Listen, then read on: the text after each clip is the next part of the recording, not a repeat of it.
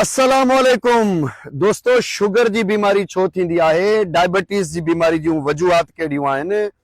सिंध में माण्हुनि में शुगर जी बीमारी आम जाम थींदी पई वञे। उन जा सबब कहिड़ा आहिनि? छा शुगर जी बीमारी मिठो खाइण जे करे या ऑयली शयूं खाइण जे करे थींदी आहे? अचो त तव्हांखे अॼु शुगर जी बीमारी जे बारे में, डायबिटीज़ जी बीमारी जे बारे में मुकमल ॼाण ॾियां। दोस्तों, अॼु शुगर जो, डायबिटीज़ जो आलमी ॾींहुं आहे ऐं शुगर जी बीमारी, डायबिटीज़ जी बीमारी सिंध में आम जाम थींदी पई वञे। घणो करे असांजे माण्हुनि जो ख़्यालु इहो आहे त शुगर जी बीमारी या डायबिटीज़ जी बीमारी मिठो खाइण जे करे, मिठियूं शयूं खाइण जे करे या ऑयली शयूं खाइण जे करे थींदी आहे। पर दोस्तों, ईअं नाहे। शुगर जी बीमारी जा 6 वॾा सबब आहिनि ऐं उहे 6 सबब कहिड़ा आहिनि जंहिंजे करे इहा बीमारी थिए पई आम जाम माण्हुनि में। अचो त तव्हांखे ॿुधायां। आऊं आहियां असिस्टेंट प्रोफेसर ख़ालिद जतोई सर केजे। ऐं पहिरियों वॾो सबब शुगर जी बीमारी जो दोस्तों या डायबिटीज़ जो इनएक्टिव लाइफ आहे। दोस्तों, जेकॾहिं तव्हांजी ज़िंदगी इनएक्टिव हूंदी, इनएक्टिव जो मतिलबु इहो आहे त जेकॾहिं तव्हांजी ज़िंदगी जे अंदरि रनिंग न हूंदी, वॉकिंग न हूंदी, स्विमिंग न हूंदी, भॼ डुक न हूंदी, रांदियूं रूंदियूं न हूंदियूं, ज़मीन ॿनियुनि में तव्हां न वेंदो, जेकॾहिं तव्हां लाचार हूंदो, कमज़ोर हूंदो, निकमा हूंदो, या दोस्तों हिकिड़ी जाइ ते पयल हूंदो, या वरी ईअं बि आहे जेकॾहिं तव्हां दोस्तों गाॾियुनि जो इस्तेमालु कंदो, बाइक जो, कार जो, लग्ज़री ज़िंदगी गुज़ारींदो, आसाइश वारी ज़िंदगी गुज़ारींदो, त दोस्तों ॿुधाए छॾियांव थो तव्हांखे हिकिड़े ॾींहुं शुगर या डायबिटीज़ ज़रूरु थींदी। जेका आसाइश वारी ज़िंदगी आहे न, शुगर जो वॾे में वॾो सबबु उहा अथव। ॿाहिरि वञो, वाइल्ड में वञो, घुमो फिरो, रनिंग कयो ऐं जेको आहे ॿनियुनि में वञो। दोस्तों, जेतिरी ज़िंदगी जे अंदरि चुरपुर हूंदी, मूवमेंट हूंदी, भॼ डुक हूंदी, साइकिलिंग हूंदी, स्विमिंग हूंदी, एतिरो तव्हां अदा दोस्तों ॿुधाए छॾियांव थो शुगर जी बीमारी खां बचंदो। भले चाहे तव्हांजी उमिरि 70 साल थी वञे हली, 80 साल थी वञे हली, तव्हां शुगर जी बीमारी खां बची सघो था। ॿियो वॾो सबबु आहे शुगर जी बीमारी जो ओबेसिटी। दोस्तों, ओबेसिटी चइबो आहे मोटापे खे। मोटापे जो मतिलबु इहो आहे जेकॾहिं तव्हां में थोल हूंदी, जेकॾहिं तव्हांजो वज़न वधीक हूंदो त तव्हांखे शुगर जी बीमारी आहे त हिकु ॾींहुं लाज़मी थींदी। हाणे ओबेसिटी जेका आहे, मोटापो, इहो वरी एज ऐं हाइट जे हिसाब सां हूंदो आहे। हिकिड़े दफ़े गूगल या यूट्यूब ते ॾिसी छॾिजो, सोशल मीडिया ते, या कंहिं माण्हू खां पुछी वठिजो त उमिरि जे हिसाब सां केतिरो वज़न हुजणु घुरिजे। मिसाल जे तौर ते जेकॾहिं तव्हांजी 18-20 साल उमिरि आहे, तव्हां नौजवान आहियो, त तव्हांजो वज़न बि 50 ऐं 60 किलो जे विच में हुजणु घुरिजे, उन खां वधीक न हुजणु घुरिजे हाइट जे हिसाब सां। जेकॾहिं वज़न तव्हांजो वधीक आहे त वज़न न वधायो, तव्हांखे हिकिड़े ॾींहुं शुगर जी बीमारी या डायबिटीज़ जी बीमारी ज़रूरु थींदी। दोस्तों, टियों वॾो सबबु आहे शुगर या डायबिटीज़ जी बीमारी जो बायो रिदम्स जो टुटणु। दोस्तों, बायो रिदम जो टुटण जो मतिलबु इहो हूंदो आहे त जीअं अलाह साईं हे मौसम ठाहिया आहिनि, ॾींहुं राति ठाहियो आहे, सिज चंड तारा ठाहिया अथसि, हे पूरी हिकिड़ी साइकिल आहे। ॾींहुं पंहिंजे वक़्त ते थींदो आहे, राति पंहिंजे वक़्त ते थींदी आहे। इहा पूरी हिकिड़ी वेदर, हिकिड़ा सालाना, हिकिड़ा जेके आहिनि ॾींहुं ऐं राति जी हिकिड़ी टाइमिंग्स रखियल आहिनि।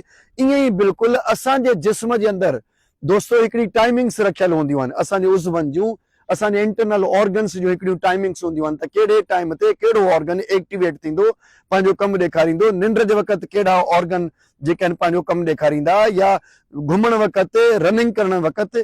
पर हाणे जॾहिं तव्हां बायो रिदम टोड़ियो था, तव्हां जॾहिं कुदरत जे इन्हनि कानूननि जो, जेके जिस्म लाइ कानून ठहियल आहिनि, उन्हनि खे तव्हां फॉलो नथा कयो, तव्हां रातिनि जो जाॻो था। मिसाल, राति निंड जे लाइ आहे, ऐं हाणे तव्हां जेकॾहिं राति जो 10, 11, 12, 1 बजे ताईं सोशल मीडिया जो इस्तेमालु कयो था, मोबाइल जो इस्तेमालु कयो था, जाॻो था, दोस्तनि सां कचहरियूं कयो था, त ॿुधाए छॾियांव थो बायो रिदम टुटण जे करे डायबिटीज़ या शुगर जी बीमारी बि थींदी आहे। अदा सॼा जिस्म जा जेके बि केमिकल आहिनि, हार्मोन्स आहिनि, उहे सभु डिस्टर्ब थी वेंदा आहिनि। हलिया ख़ुदा बायो रिदम्स खे न टोड़ियो। वक़्त ते मानी खाओ, सुबुह जो ब्रेकफास्ट सवेर सां कयो, मांझांदो 1:30 बजे ताईं कयो, ऐं राति जी मानी जल्दी खाई करे पंहिंजे वक़्त ते सुम्ही पवो। जेकॾहिं खाधे पीते ऐं निंड में तव्हां ख़लल विधो, डिस्टर्बेंस कई, तव्हां लखनि करोड़नि सालनि जो जेको इंसानी फितरत जे अंदरि सुम्हणु, राति सुम्हण जे लाइ, ऐं सुबुह जो नाश्तो, मंझंदि जी मानी ऐं राति जी मानी जेको आहे पंहिंजूं टाइमिंग्स, इहे जेकॾहिं तव्हां टोड़ियूं, ॾींहं जो तव्हां सुम्हंदा, राति जो तव्हां जाॻंदा, त अदा ॿुधाए छॾियांव थो हिकिड़े ॾींहुं तव्हांखे जवानी में शुगर जी बीमारी थी वेंदी, डायबिटीज़ थी वेंदी हली। दोस्तों, चौथों वॾो सबबु आहे शुगर या स्ट्रेस जी बीमारी जो, जेको डायबिटीज़ जी बीमारी जो, उहो आहे स्ट्रेस। अदा स्ट्रेस न खणो। टेंशन न खणो, हाइपर टेंशन जा मरीज़ न थियो।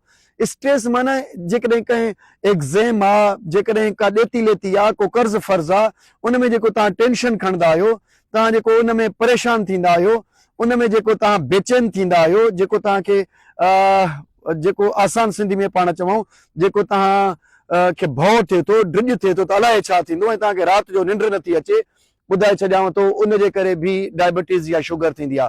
त कंहिं बि ज़िंदगी जे एग्ज़ाम में स्ट्रेस न वठो, टेंशन न खणो, दोस्तनि सां गॾु घुमो फिरो, इंजॉय कयो, ट्रैकिंग कयो, ॿाहिरि वञो, क्लाइंबिंग कयो, टह कजो, कचहरियूं कयो, त जीअं तव्हां हिन बीमारी खां बची सघो। दोस्तो चोथों वॾो सबबु जेको पंजो जेको वॾो सबबु आहे हिन बीमारी जो, उहो आहे का ॿी बीमारी। अगरि तव्हांखे का ॿी बीमारी थी वेंदी, डिज़ीज़ थी वेंदी, तव्हांखे का ॿी वॾी ख़तरनाक बीमारी लॻी वेंदी, को वायरस लॻी वेंदो, जरासीम लॻी वेंदो, या का ॿी जिस्मानी बीमारी लॻंदी, त ॿुधाए छॾियांव थो उन जे करे बि डायबिटीज़ या शुगर जी बीमारी थींदी आहे। दोस्तो ॿी का बीमारी जिस्म में रहण न ॾियो ऐं मेडिसिन न खाओ। दवाऊं खाईंदव, गुर्दनि जूं दवाऊं, या कंहिं ॿी बीमारी जी जॾहिं असां दवा खाईंदा आहियूं, निंड जूं दवाऊं जॾहिं असां खाईंदा आहियूं, या स्ट्रेस खे घटाइण लाइ जॾहिं असां दवाऊं खाईंदा आहियूं, त उन जे करे बि शुगर जी बीमारी थी पवंदी आहे। त मेडिसिन या दवा जो घटि में घटि इस्तेमालु कयो।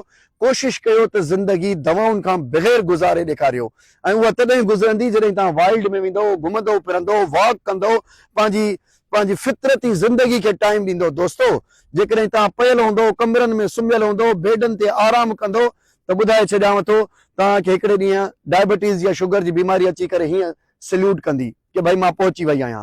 दोस्तो इन खां अलावा छहों नंबर वॾे में वॾो जेको ॿियो सबबु आहे डायबिटीज़ जो या जेको आहे शुगर जी बीमारी जो, वॾो सबबु त कोन्हे, मामूली सबबु आहे, उहो आहे फैमिली इनहेरिटेंस, ख़ानदानी नस्ली जेनेटिक्स में जेकॾहिं तव्हांखे शुगर जी बीमारी हूंदी त तव्हांखे शुगर जी बीमारी थी सघे थी, लेकिन इन जा चांस तमामु घटि हूंदा आहिनि।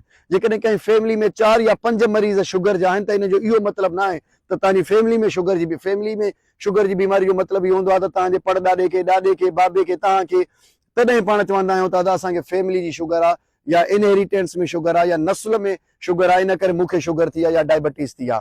त इन में किथे बि, इन सॼी कहाणी में किथे बि मिठो खाइणु ऐं लिपिड या फैट जो वधीक इस्तेमालु करणु, ऑयली शयुनि जो वधीक इस्तेमालु करणु, किथे हुओ छा त जंहिंजे करे शुगर या डायबिटीज़ जी बीमारी थींदी? न दोस्तो, न। ॿुधाए छॾियांव थो त मिठो जेतिरो वणे तव्हां खाओ, लिपिड जेतिरो वणे, ऑयली शयूं, सुठो लिपिड जेको आहे, गुड कोलेस्ट्रोल तव्हां खाओ, ऐं कार्बोहाइड्रेट्स खाओ, भले को मसलो कोन्हे, लेकिन उन सां गॾु अगरि तव्हां कार्बोहाइड्रेट्स खाओ था, मिठियूं शयूं खाओ था, पुराणे ज़माने में त माण्हू मिठियूं शयूं खाईंदा हुआ न, गुड़ खाईंदा हुआ, खंडरूं खाईंदा हुआ, पर पुराणे ज़माने में त शुगर कोन हुई।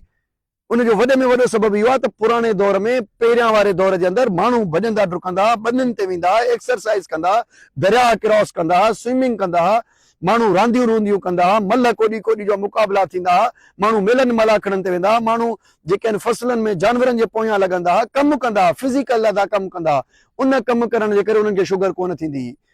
अदा मिठो त ओड़ी महिल बि खाईंदा हुआ। त हाणे तव्हां भले मिठो खाओ पंहिंजी ज़िंदगी जे अंदरि, लेकिन अगरि तव्हां इहे सभु कमु कंदो त तव्हांखे डायबिटीज़ या शुगर जी बीमारी कॾहिं बि न थींदी। मुंहिंजो अख़लाक़ी फ़र्ज़ु हुयो त मां इहे सभु ॻाल्हियूं तव्हां दोस्तनि सां शेयर कयां, छो त शुगर जी बीमारी, डायबिटीज़ जी बीमारी सिंध में आम जाम थींदी पई वञे।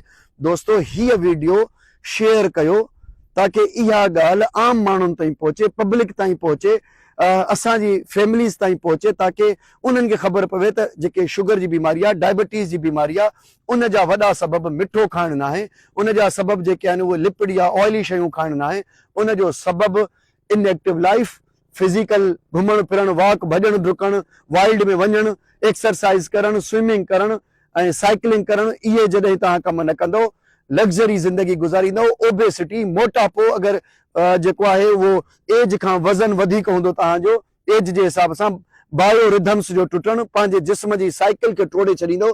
जिस्म जी साइकिल माना राति जो निंड न कंदो, टाइम ते खाधो न खाईंदो ऐं सॼी राति जाॻंदो ऐं ॾींहं जो सुम्हिया पिया हूंदो, फितरती अंदरूनी माहौल खे, फितरत जे माहौल खे नुक़सानु पहुचाईंदो। स्ट्रेस ऐं जेकॾहिं तव्हां टेंशन, हाइपर टेंशन खणंदो ऐं मामूली ॻाल्हियुनि ते तव्हां परेशान थींदो, त दोस्तो तव्हांखे शुगर जी बीमारी, डायबिटीज़ टाइप 2 ज़रूरु थींदी।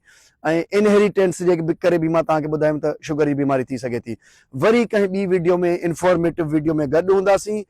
इंशाल्लाह कहीं ॿी जाइ तां मूंखे ॾियो इजाज़त। अल्लाह हाफ़िज़।